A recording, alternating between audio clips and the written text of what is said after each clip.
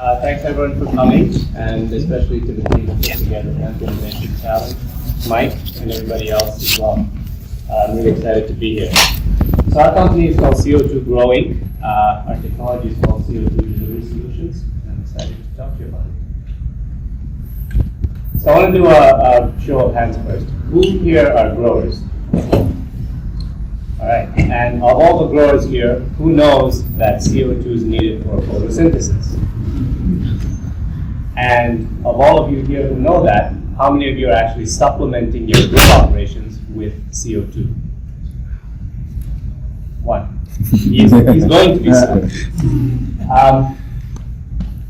So I'm going to take, so that was supposed to be a greenhouse with open venting.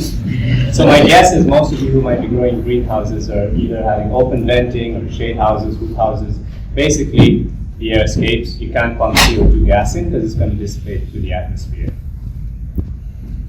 And if you're an outdoor grower, of course, you can't pump CO2 gas in. While the CO2 levels are going up, it's nowhere near what you would if you were gassing, 2,000 ppm. So that's really our market, is basically every grower on the planet that's not gassing in CO2, which is 85% of greenhouses and 100% of outdoor growers.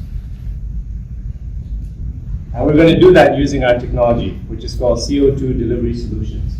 Essentially what we do is we take CO2 gas, completely dissolve it and saturate it into water to create an aqueous CO2 solution, which we then pipe to the plants using simple plumbing and mist it or fog it onto the leaves of the plants directly. What's important is that the misting or fogging droplet size we use is very small, between 50 and 100 microns. And what that does is every time we mist it, it creates a thin film of the aqueous solution around the leaf. That isolates the plant leaf from the atmosphere and enables the CO2 to transfer into the plant through the entire leaf, not just the stomata, which it was going through the air alone. We mist it onto the plant every 15 seconds or so, every 15 minutes during the light phase hours. And what that gives you is all these benefits. So you have more efficient CO2 uptake. We use only a fraction, about 1/20th the amount of CO2 as people who are pumping CO2 gas in. So it's very cost effective. There's no CO2 waste leaking through your greenhouse.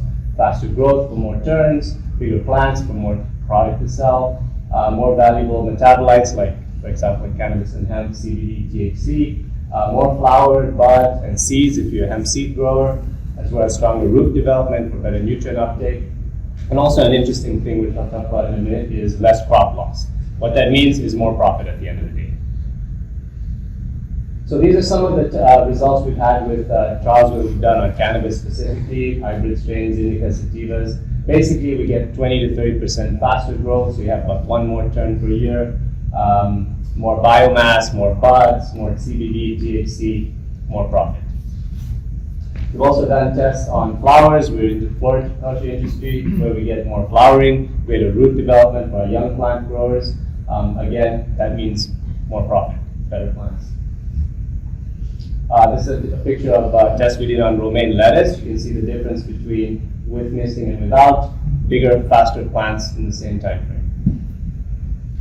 These are herbs, where again, same story, you're getting bigger plants, more biomass to sell. What's really interesting with our technology is because of the misting being a pH of about 4 to 5, it's basically carbonic acid. Every time we mist it onto the plant, the pH drops slightly. Once the CO2 transfers into that plant, which takes about a minute, minute and a half, the pH goes back up towards neutral. So that happens 4 times an hour, every hour we're misting. And that makes for an unfavorable environment for micropathogens like powdery mildew and E. coli and fungi to spread.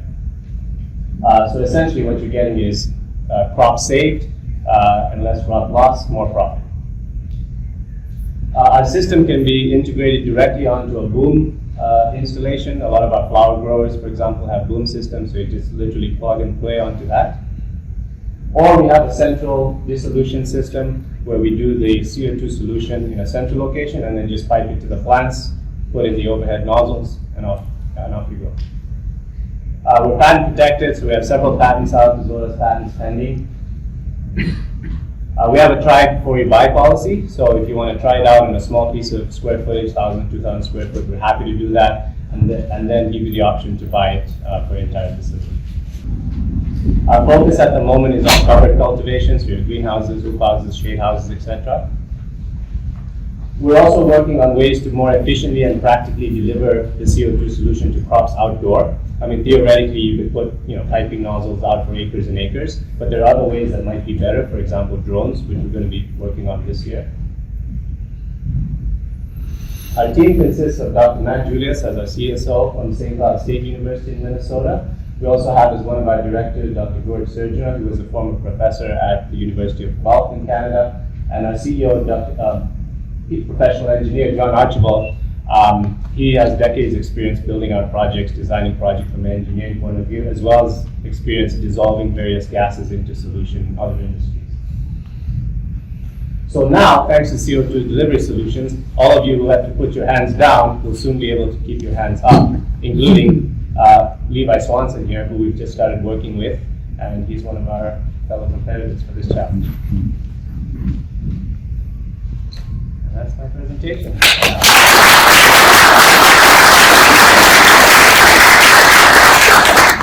And judges, what questions do you have for Dil? When you mentioned some of the benefits with CBD increase and THC increase, how would that correlate with a hemp grower within the regulatory spectrum of 0.3? Would that increase the THC or decrease it? Yeah, it will. So it all depends what the marginal difference is, right? Where you're starting from and where you end. So the limit is 0.3 THC. So, I mean, we've seen in one study, which is sort of an outlier, where we had 90% increase of THC. But that was an outlier. For the most part, we're seeing between 20 to 30%. So if you're starting with a genetic that has 0.2, you're still going to end up, even if you have a 20, 30% increase, you're going to be under the 0.3 number. So what would that do for a hemp grower for the regulatory testing if you wanted to use 0.3? So you just basically have to start with, so that's what we do the demo, right? So let's see how much more the THC increases and to make sure that you're below. Ideally, if you're starting with a strain that's 0.2, then there's a good chance even with the increase, you're still going to be below the 0.3 threshold. And one other question, when is it best applied, during the vegetative stage or flower stage? As soon as the leaves show. So all the way from propagation, as soon as we can see the leaves, we can mist it all the way through to harvest. Is there like a cycle every week, every day? So every day during the light hours, 4 times a day. So 10 to 15 seconds typically for hemp and cannabis every 15 minutes, and depending what your light cycle is, 12, 15, 16 hours. For some growers who have a big powdery mildew problem, fungal problem, we also recommend doing it at night. You're not going to get photosynthesis, but that's fine. The reason is that you still want to have that fluctuation to keep, the mycoplasma don't stop growing at night, right?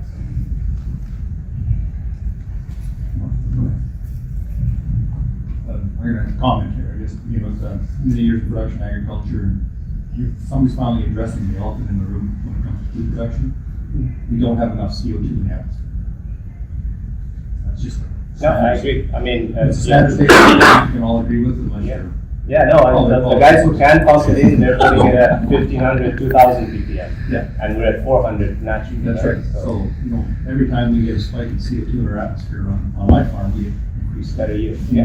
And everything you do here is increasing yield when you start spiking CO2. Yeah, The exactly. question I have for you is, how much variation in pH do you get? So typically, the solution has a pH of around 4.5 to 5. You're applying it on, depends on your water source too, right? It's highly alkalinate or neutral, whatever. But so if you're at neutral, which most water is, maybe slightly alkalinate, it will go down by 1 or 2 points. 2 full points? Between 1 to 2. Okay. Yeah.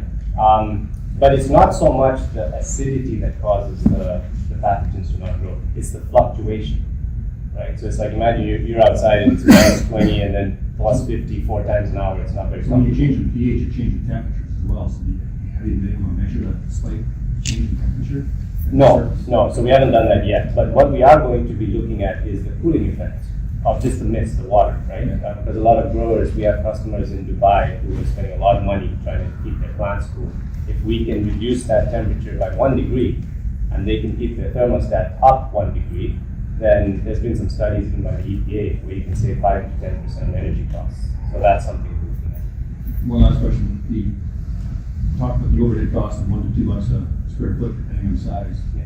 So your variable costing, how much per? So we use 1/20th the amount of CO2 that you would for gassing. So, I mean, for some growers, for example, Levi's greenhouses, it's something like $30 a month for CO2 gas. It's nothing. Okay, so you're using the same source of CO2? Yeah, so we just basically buy, we'll put cylinders. So depending how big your facility is, anywhere from a 20-pound cylinder to a 100-pound cylinder. Yeah. I was going to ask the cost thing as well. But, so is there any other competitor technology out there that's similar to yours? There are people who dissolve oxygen into water and provide the oxygenated water to the roots. We can do that as well. Our focus has been on CO2 because it's more, it's like you said, the elephant in the room. We've got patents on a few dissolution techniques to put the CO2 in, but the real core of the patent is actually delivering CO2 by foliar spray, right? And so, are there any competitors? None that I know of. If there are, I'd love to work with them. How many farmers or plots have you worked on here? So we basically went commercial with our system at the beginning of last year. It's been quite an educational, trip, right? So we've got about 24 growers now who are doing commercial demos. A couple of them have now transitioned into a commercial install. But I'd say since the turn of the year, we've really started accelerating in interest and just doing demo after demo with customers. What areas of the country? All over the U.S., like Florida, California, Missouri, Canada, Hawaii, and all sorts of crops: lettuce, flowers, peppers, cannabis, and anything that's grown in a public greenhouse.